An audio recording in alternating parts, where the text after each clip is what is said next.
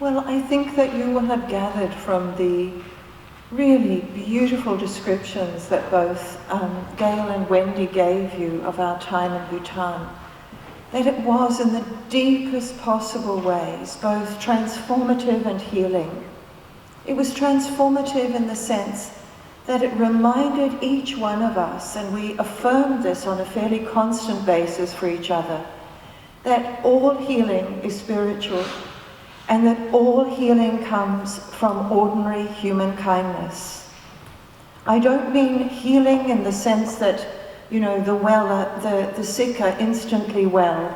I mean something deeper than that. I mean that people will rediscover their deep, inevitable, and deeply sacred connection to life. We experience that over and over again, that just the gentleness of the way in which people treated one another. Sometimes, of course, this gentleness was given in the form of kind of a robust laughter.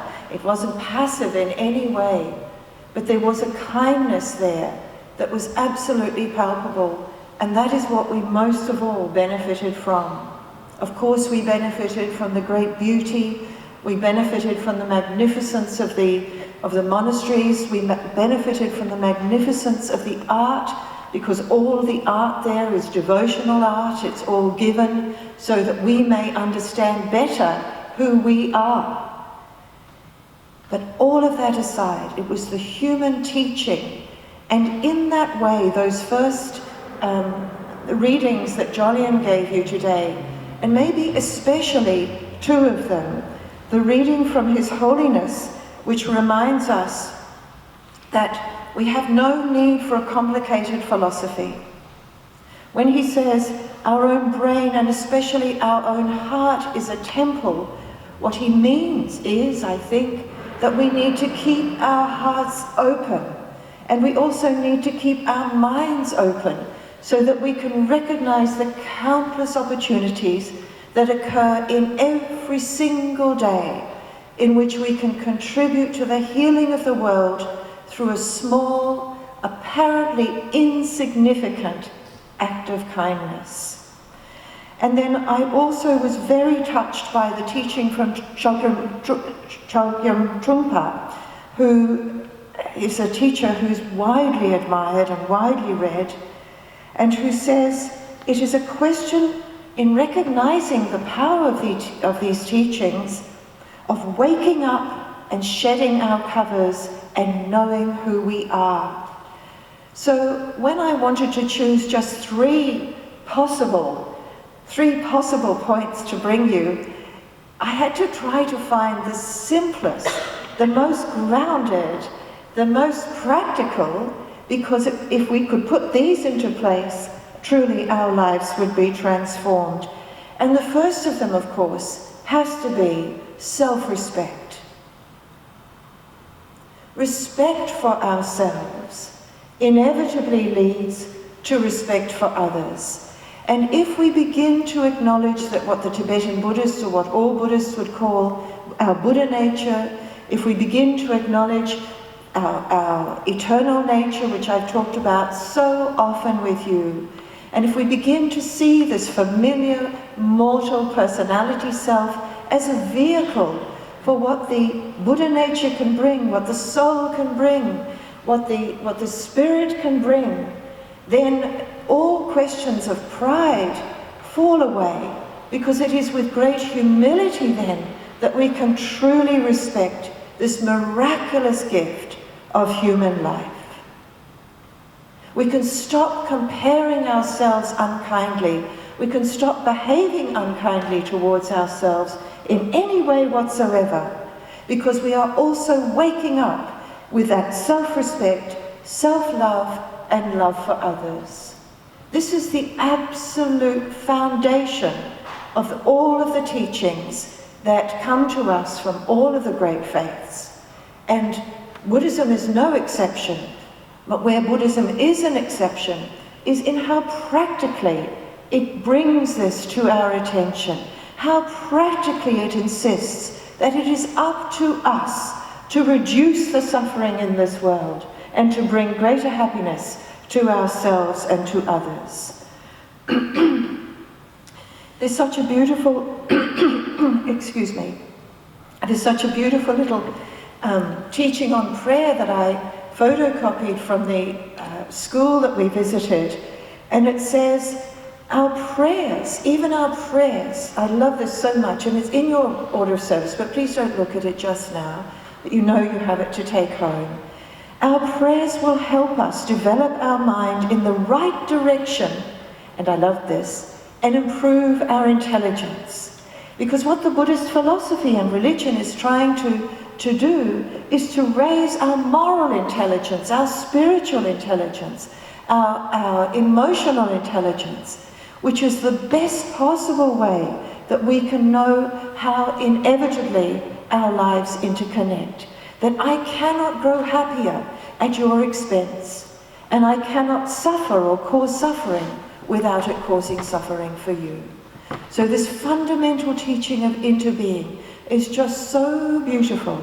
And then when we recognize our part in that marvelous drama of human life, our self-respect, our dignity, our love for life, our love for one another just flows so naturally and so inevitably. And from that comes the second of these 3 points that I wanted to raise with you, which is your freedom and mine to choose positively. We've had so many teachings here in this church. We've also had so many teachings from the wider world about positive thinking. But this is something that goes beyond that.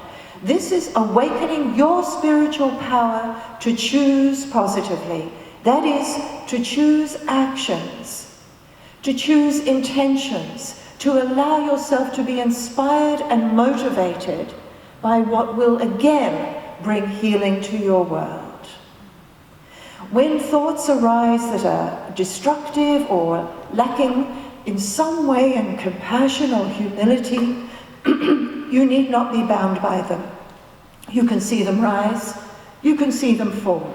And as you get to know your mind better and better, and to know how to use your mind as an instrument of love, which is what it is, which is what it was made to be, which is all that it can be, when you recognize that your mind is an instrument of love, the temptation to remain fixed on any thoughts that are unhelpful or destructive or petty or self-pitying will fall away.